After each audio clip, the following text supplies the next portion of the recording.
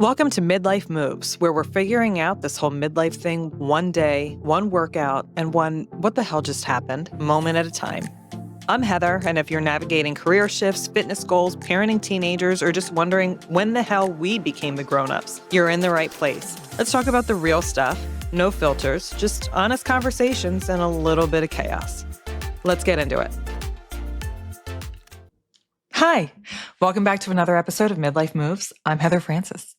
Today, you're going to hear an interview that I did with my strength coach, Sean Fantuzzi. We've heard from Sean before. We're going to talk about aesthetics versus wellness and why it matters in confidence. But before we get into it, just a couple housekeeping notes. The merch store is live with new tees and totes. You'll find the link in the show notes or in my Instagram bio. And next episode, you're going to hear from Heather Lowe with Ditch to the Drink.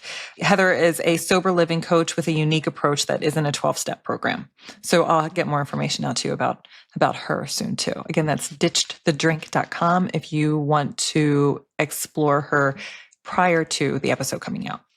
So let's talk confidence. I have struggled with how to frame this because confidence and how I show it is not how everyone wants to show it, right? What confidence looks like to me is very public, obviously. Like I'm doing this and I post on Instagram a lot. And, like it's very different for me than it is for a lot of people. And I'm very aware of that. But that has shifted for me over the years. It used to be about a number on a scale or how I looked in a bikini, but now it's about something that's much deeper. But first, this morning after my workout, I posted on my stories and I asked you guys, what makes you feel confident? And first of all, I love it when you guys respond to me because I know that I'm really, really bad about responding to you guys. And I apologize, but there's a lot of you and there's one of me. So I'm two of my best girls. But I love hearing from you guys. So some of the responses were amazing. So I just checked my phone right before I started recording again, and it was laughter. And I have to tell you that nothing gives me more confidence than when I make someone laugh. I love laughing, and I love it. I love making people laugh. So that was my favorite one. And you know who you are. Some of the other ones were strength training, positive feedback, affirmations, feeling seen, conquering a move in Pilates that they had trouble with before, caring less about what others think, a fucking great hair day. I love that because so many of these are the same things that I've learned to anchor myself to. We're all effectively the same person. For me, confidence shows up in many different ways, right? So yes, it shows up in the fitness arena. So we'll talk about that first. I post a lot of selfies and a lot of workout clips. There's a lot of videos. If you're on my fitness page, there's a lot of videos of my ass. And I'm sorry about that, but I'm real proud of it. It's not just about aesthetics. I promise. It's about what my body can do that I had no idea it was able to do. I record a lot when I work out. And some of it is because, yes, I like to post it and, I am fascinated, but I check for form all the time because one area I'm not confident in is my form in most movements, honestly. A lot of it is, I'm not posting those just because it looks good. It's also impressive to me that I can deadlift 220 pounds and I can do an RDL with 170. I can do 8 RDLs at 175 pounds. Those things are things that I never ever thought my body could do. And so that is crazy to me. So yeah, I want to celebrate it. The other part of that is consistency of the fitness aspect. I show up for myself and I show up every day at 4 a.m. I am at that gym. And I know that a lot of people are like, why would you do that? It's because I don't sleep. If I could sleep like a normal person, I would probably go later. But I am there every day at 4 a.m., 5 on the weekends because they don't open at 4. I push myself when I need to push myself and I pull myself back when I need to pull myself back. And that is a balance that I have had to learn the hard way. I fuel my body well. I intentionally build strength. I seek help when I need help from professionals. like Sean, that you'll hear from today, and Tilly, who you've heard from before, and Harriet, who is the app that I use. I'm well aware that this is not something that I can do on my own. So I've got people for that. All of these things, though, that's what makes me feel grounded. Where I was like a year ago, last summer. It's the end of August now. Last summer, I had one of the same bathing suits that I wore this year. It was this green bikini, very, very cute. I wore it last year and I hated the pictures of myself in it. I saw a picture of myself and I was like, I never, ever want to see that again. My coach posted it. I was working with Tilly at the time and she posted it. And she, cause she was like, look at you. But I was like, look at me. Like I look bloated. I have a little that bee belly, I was like hypercritical of myself. And then sometime over the past year, that's shifted. So those little things, I stopped looking at it so much as, I stopped looking at the flaws in my body as much. And I started looking more at what it could do. So it's put me in a position where I can put that same bathing suit on. And honestly, I was thinner last year. I weighed less because I was so hypercritical about everything. And I was so neurotic about everything that I ate. I weighed I weighed 5 pounds less. But this year I put it on and I feel great. I feel good in it. I felt like I posted pictures on Instagram and I was like, fuck it. Why not? Why not? I can look at myself now and I can look at video of me doing a squat or an RDL or whatever in shorts and see the cellulite. And instead of being like, oh, that's so gross, I can look at that and be like, hey, I'm a woman. What do you want? I'm a human woman. What do you want? So even at 18% body fat, which is where I sit, I still have cellulite. I still have days that I'm very bloated. And I still have days that I put my leggings on and I have fat that rolls over them and my breast shrank. You lose fat. And, as women, we lose it from places that we don't want to lose it to. And one of the places that I lost a lot of it was my breast. So I on a good day, I'm an A cup. I was very, very self-conscious of that as it started happening. But now I can look at it and be like, all right, well, this body may be bloated and it may have cellulite. And girl, you may be flatter, as flat as a board. But that's just because you work hard. And that is just that. And that's your genetics. And that's just where it is. But you can still go lift 220 pounds. So now, instead of looking at all of those aesthetic things, I can look at the fact that I know that I'm strong. And I'm not just strong for a woman. I'm strong. At 130 pounds, I can deadlift 220 pounds. That's really fucking impressive. And I've worked really hard at that. And that matters more than abs could. But I got there from eating too. Last year I would go get ice cream with the kids and instead of getting ice cream, I would get a frozen chocolate covered banana. Fuck that. I go get ice cream now. Just the way that I view my relationship with food has changed. My relationship with my body has evolved and gotten much healthier.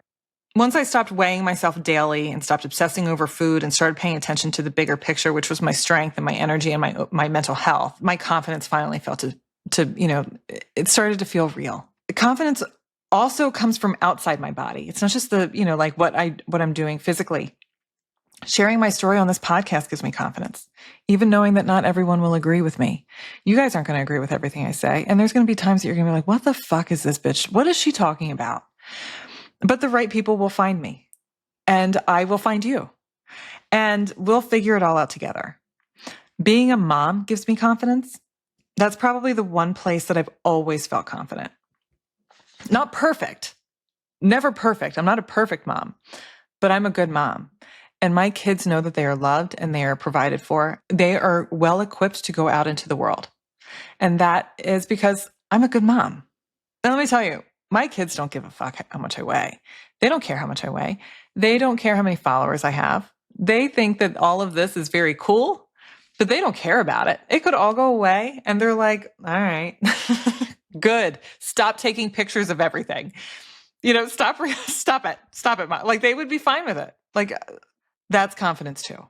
Sometimes I do wonder, if this is confidence or if it's me seeking validation. But I've realized if what I'm doing makes me happy and I don't care what other people think, that proves, the difference between the confidence and the validation. When you stop chasing approval and just enjoy what you're building, that's where the shift happens. And that's why this interview with Sean resonated so much. When I first started training with him, he told me, if you're just here to look a certain way, we're probably not a good fit. And that stuck. Sean is a CrossFit athlete with an incredible perspective on how aesthetics and wellness fit into the bigger picture. Whenever I get obsessive about the physical side, I go back to his words of, what can your body do for you? So let's get into it. Here's my conversation with Sean Fantuzzi about wellness versus aesthetics and what confidence really looks like in fitness and life. Hello again, Sean Fantuzzi. How we doing? We're really good. Good. Thank you for having me again. Thanks for coming back. Of course. We're going to talk about aesthetics versus wellness today. Cool. We're going to talk about aesthetics versus wellness. Okay. In the training world. In the training world. Fitness, training, strength, all that good stuff. All that. Cool. My first session with you, you said to me that if someone tells you that their goal is purely aesthetics, that's not a good fit for you. For me personally, as far as you personally, training them, Yes. Yeah. To me, aesthetics is a perk of training hard. But my purpose of training, why I got into training in the first place, was not, and it was initially an aesthetic thing. I thought I could make myself look better by training hard, which you can absolutely do that. For me, it was a performance thing, though. Like, I wanted to increase my performance via the basketball court or the baseball field. Those are the two sports that I played in high school. Those are the two things that I wanted to get better at. My disadvantage was, at the time, I wasn't coached in training. I wasn't coached in the weight room. It was mostly just the upperclassmen. When I was like a freshman or a sophomore, it was the upperclassing just lifting. And then it was us lowerclassmen who weren't getting any instruction on it because the upperclassmen hated us.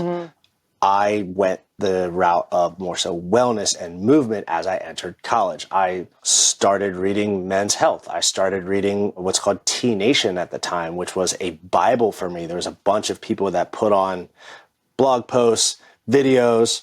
YouTube was becoming like this crazy thing at the time. And they were just training videos for the most part. And I got enamored with it. I just went with it, and I tried to soak up as much information as I could. I tried different training schemes. I tried different splits. It wasn't until I graduated and started interning with the athletics department at Penn State, and I worked with a very specific coach there. His name is Brad Pantal. He was the one that really got me to look at movement, not muscles, from a training perspective. So that's where I saw training hard and training movement create better aesthetics, but it also made savage basketball players. And that's what sucked me in. Right. Yeah. That's a lot. Yeah. It was a lot to all take in, even just talking about that, even looking back. I'm like, okay, there was part of me that like was very aesthetically driven, but it's hard not to be. Yeah, absolutely. Like, what guy doesn't want bigger biceps? Right. What girl doesn't want better looking legs? Like, all those things come to fruition when you take this stuff seriously. Right. Yeah. So when I started this time, because this is fairly new to me, it was more medically driven. I needed my body to be stronger to handle a surgery I was going to have. So I knew that I just needed to take better care of myself. So I started working out. Yeah. And that's where it came from. And then when I started losing weight, and not that I didn't have a ton of weight like to lose, but like you start like thinning out, and like you start seeing some muscles, and then I started seeing like the aesthetic benefits. And then the more regular I was with my training, I started to see like the mental health benefits. Yeah. There's a lot of it. There's a really good, like, I can't remember the exact thing that I was reading, but it was, if you are having like a slow day or a bad day, like your brain's not getting jump started, go work out. Like, it drastically improves neurofiring throughout the brain. even just going for a walk, something as simple as going for a walk drastically improves the rate at which your brain moves and connects neuron to neuron, neuron to muscle, everything along those lines. So you're creating a better connection between your brain and your muscles by working out, which is really, really cool. That is very cool. I like going for a walk. I like going Awesome. for walks. Especially on days that aren't 30 degrees out. Yeah. That makes a big difference. Mm-hmm. So over time, so you started training for baseball, and then you started to see those benefits. But you still, like, taking the fact that you're a trainer out of the equation, like, you are still a man that trains very regularly. Back in high school, I didn't. Back in college, I got into it a little bit, and then it wasn't really until like I just graduated that I wanted to. Actually, senior year was probably when I actually got into working out and training. Mm-hmm. Before that, it was just kind of like, hey, let's go work out. Let's go work out. Yeah. Kind of like the kids at the gym, at our gym. 100%. Yeah. And don't get me wrong, like I say all this, and aesthetics are not a bad goal. No. By no means are they a bad goal. If that's what you want to accomplish, better aesthetics, good on you. Chances are, if aesthetics is the goal, like I said, there is a timeline connected to it in some way, shape, or form. You're getting ready for a wedding. You're getting ready for the summer.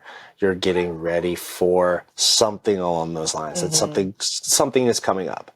More often than not, that's the case. Yeah. If it's just training to move a little bit better so you can lift and play with your grandkids when you're 70 or so, like that's something that aesthetics will play a part of, but moving better, more strength is going to trump simply just lean muscle at the time, or at least showing lean muscle. Yeah. How have your goals shifted? Since so you left off in college, like you graduated from college, and that's when you started training.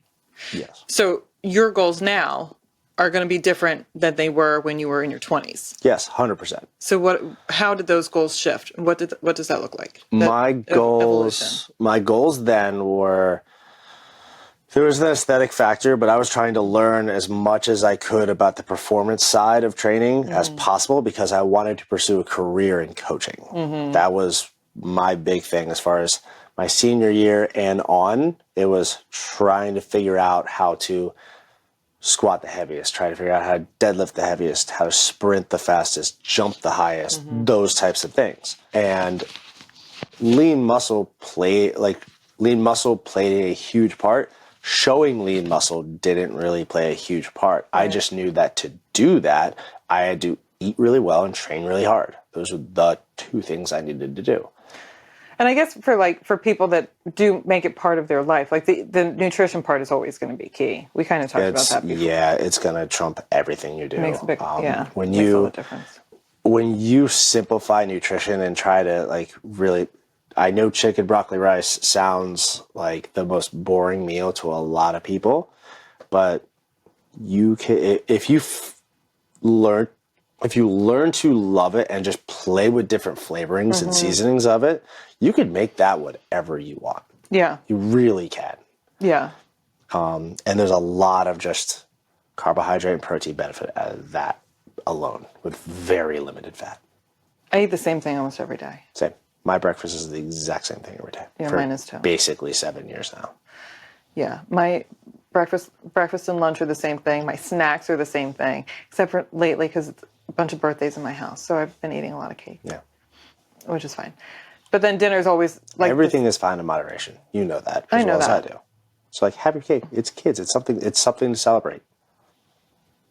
So there comes a point where there's a healthy balance between like wanting to look good and wanting to feel good. Yeah. So like when I was down, like the conversation that you and I had a couple times, because I started to get freaked out when my BMI went really low. My BMI was like 14 or 15. And like as a 44-year-old woman, that's low.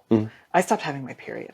You probably don't want to know that, but I'm telling you anyway. It's fine. So, but like my body was affected. I started gaining weight back. And then like once I got over that hump and like started to gain it back and was like, oh, because once you start training every day, like your body just processes food differently anyway. 100%. Because before when I started working out, like I had 4 kids and like my diet was shit. It was shit. And so like my belly was always swollen. I had someone ask me if I was pregnant. When I told them no, they told me I was lying to them. Oh, wow. So this was years ago. Did you punch? I was like, no, really, I know I'm not. Thank you though. Appreciate that.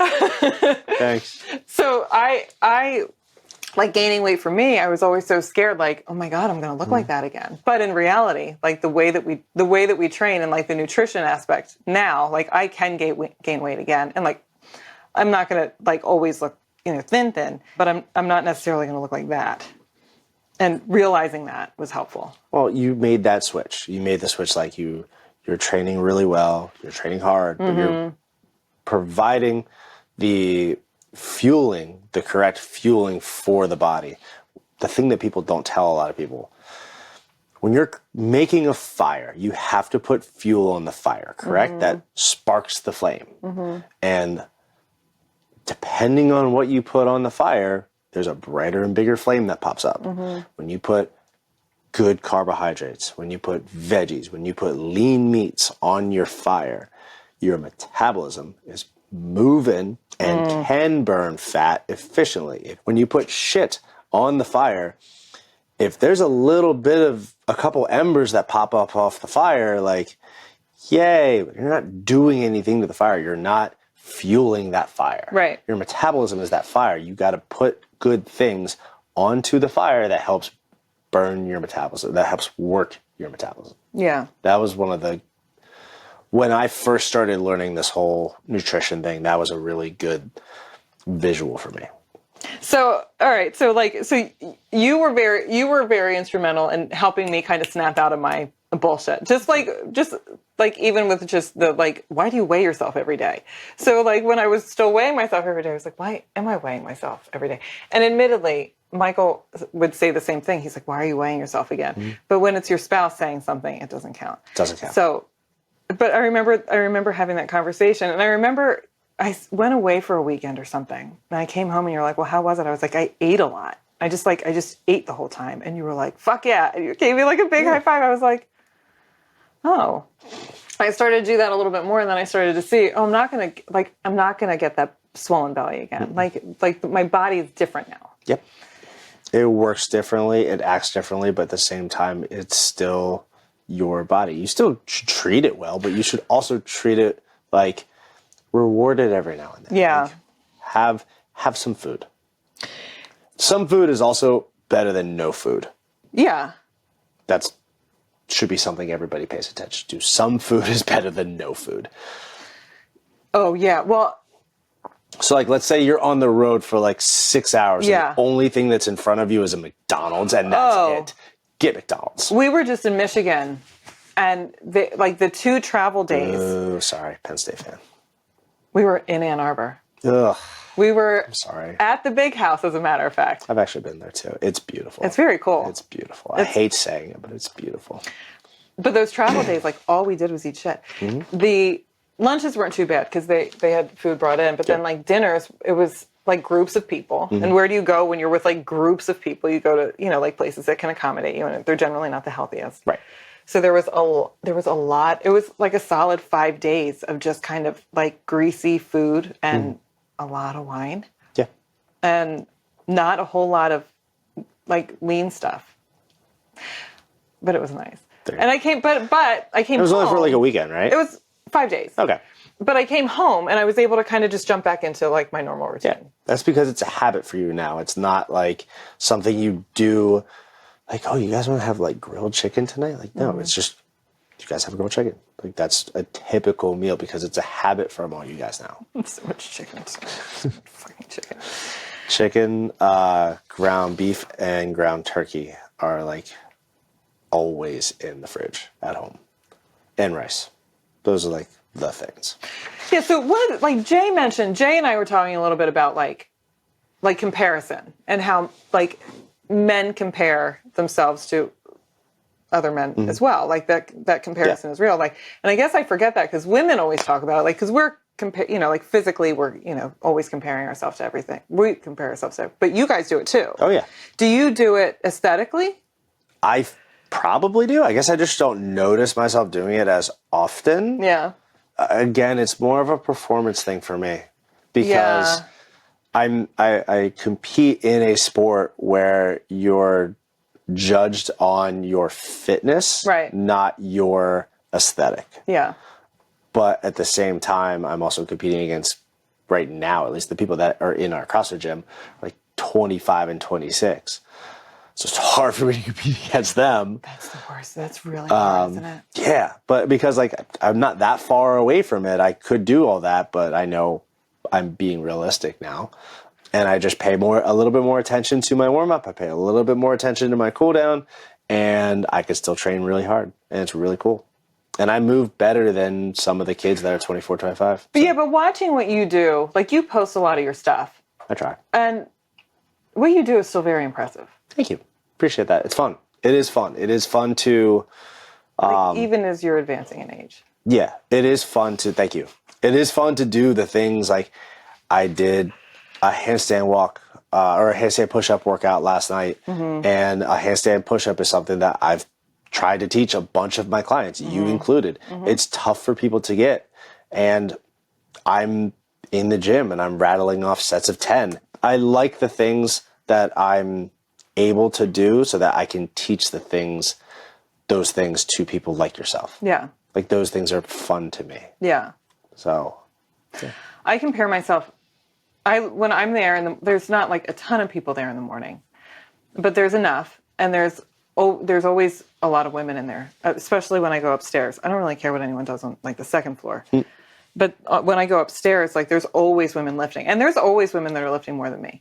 Mm-hmm. And it's hard. Like I look at that, and I'm like, should I be doing more? And then I'm like, but this is where I am. Like, and this is still pretty good for me. So it's not heavy, but it's what I can do. Like but it takes it takes effort for me to be like, to not be like you're not doing enough.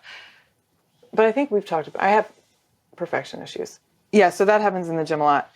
And aesthetically, it happens in the gym. And I remember one time I was training with you, and you were like, oh, she has the same outfit on as you. And I was like, oh, we have good taste. You were like, she's like 13. I don't remember that. I'm so sorry. I very vividly remember it. And I was like, oh. I don't know what to do. I don't know what to do with that. So anyway, I compare myself to people all the time. Okay, so measuring success that is not the scale or mirror. How do you do that? I do it by, most of it's performance-based. Oh, right, yeah. Most of it is. Yeah. But like, I'll check myself when it comes to my sleep. I'm lucky enough to have a sleep number bed that tracks all of that data for me from a resting heart rate position, from a duration in bed, duration sleep score, everything like that. It's not the gospel because, again, it's a metric. Mm-hmm. I probably look at resting heart rate and max heart rate the most for me. Do you really? All the time. So that's, when I sleep, that's the number one thing I look at. What's yours? Resting heart rate? Yeah. 44. Your resting heart rate is 44. Do you know what mine is? No. It's not 44. It's got to be 67. No, it's 78. We need to work on that.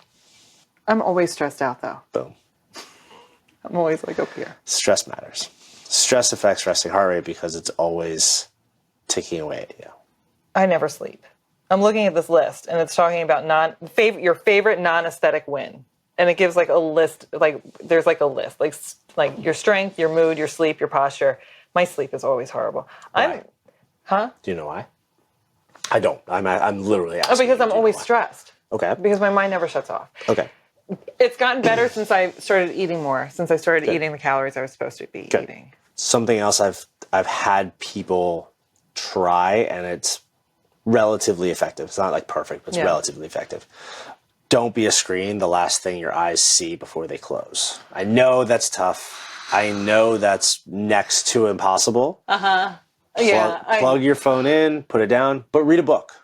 Read something fiction that allows you to explore a different world than this one. Mm-hmm. Like, I'm actually currently reading the Maze Runner books. I'm on book 2 of 3. Oh, are you? Yeah.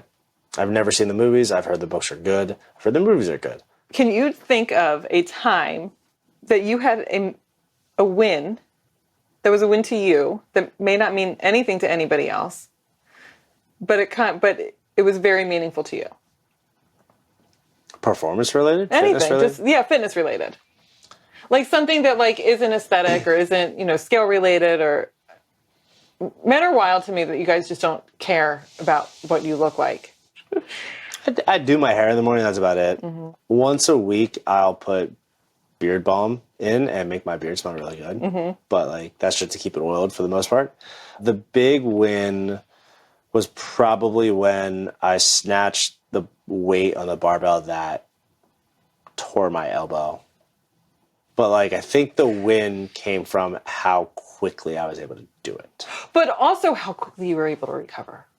That was that was cool. Too. I had surgery on my elbow July 15th of 2022.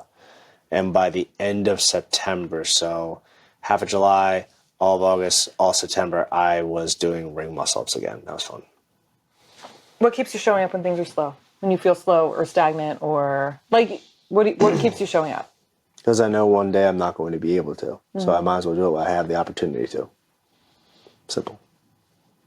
Sorry. I wish there was more to that. No, that's literally it. Because I know that my parents are getting into the gym. It's like their second and third year, like going to the gym. Yeah. First full year of working with a personal trainer. Yeah. And they absolutely love it. And they wish they would have started earlier. Yeah. And I get to see that. Yeah, that's which really is so cool.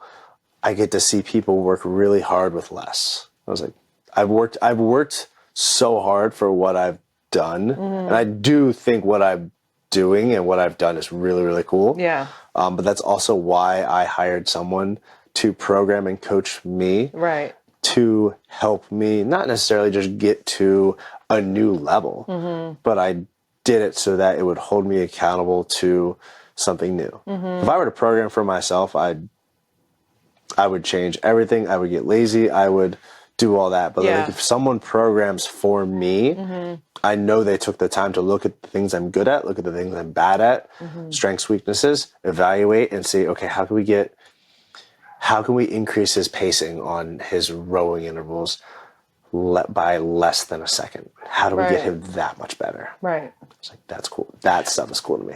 If I had to do it, it would be a disaster. Yeah. But I also don't have the background. So mine's a little bit different.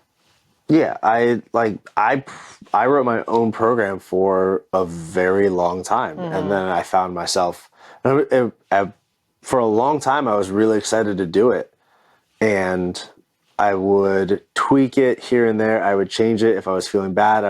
Or if I was feeling like sluggish or whatever that day, I would change it. Mm-hmm. I found myself changing it more often mm-hmm. than not. I was like, it's just I need someone else to write it. Yeah, and this last full year, I've been working with a coach that individualizes my program to me. But with this past year, like I finally have someone that is looking at my deficiencies and imbalances. Yeah, right. And saying, hey, we need to build this capacity here. We need to build your strength here. We need to attack this weakness here. Or even better, you're a savage at this one. Mm-hmm. Let's make sure that if that ever comes up in a local competition that you want to do, you're winning that event or you're pushing the winner. Right. And I guess finding a program that works for you is a really good way to just keep motivation. Yeah. Because that's what worked for me. Like I found Tilly, mm-hmm. and she wrote my program for me. And then I just transitioned into like Harriet's app. It was all one organization, but taking that thought process out makes a big difference. Mm-hmm. It does. It also holds you accountable. For me, it was, okay, Greg, my coach, took the time to rate this for me. I'm going to do every rep. Yeah. Because he took the time to write this out for me. Like if I did it, I'm gonna shave a rep here and there because I'm like, I'm tired, I'm done. If I wrote on my board 3 sets of thrusters and 20 calories on the bike, 3 sets of 20 thrusters, 20 cal bike, I'm gonna look at it like, you know what? 2 sets sounds fantastic. Why is the long game worth it? Why is the long The long game. So what is I know what your long game is. Do you want to talk about that? I think you did a little bit already, just like you want to be able to do things when you're 70. Yeah, I want to hit a home run in summer league softball when I'm 80. That's, I think, a really just cool thing. When we would go to marathons, seeing some of the older people run the marathons was always like the best. Yeah, it's cool. I'll never run a marathon because I don't want to. But I probably won't either. I do want to do a high rocks eventually. I just don't want to do it They this look year. so fun. Then you better like running because there's 8 kilometers of running. They don't look that fun. I looked at one. I did look at them, and then I was like, I don't think so. Is there anything that you would like for the women listening to this to remember? Don't be afraid in the gym. I see too many people that get intimidated by it. It's so much fun to get stronger. Yeah, it is. I think I'm biased. I live in that world, but it is really, really fun to impress yourself with things that you didn't think you can do. Typically for women, it's a strength thing. Mm-hmm. I feel bad saying this, but typically it's a strength thing. So whatever that means to me, if that means you watch 1,000 YouTube videos and teach yourself how to deadlift or squat, hire someone to help you deadlift or squat, ask for help in some way, shape, or form. Yeah. Like, watch the best in the world do it. That's what YouTube is for. Yeah. Try it. Mm-hmm. And then try it again. And then just keep chipping away. Keep chopping wood. That type of thing goes a long way. Yeah. Yeah. Thanks for doing this with me again. Of course. That's it for this episode. If you had fun, learned something, or just feel a little less alone in the chaos, make sure to hit subscribe so you don't miss what's next. And if you want to keep the conversation going, come find me on Instagram at HeatherMoves_, because midlife is way more fun when we do it together. Until next time, keep moving forward, or at least keep moving. See ya.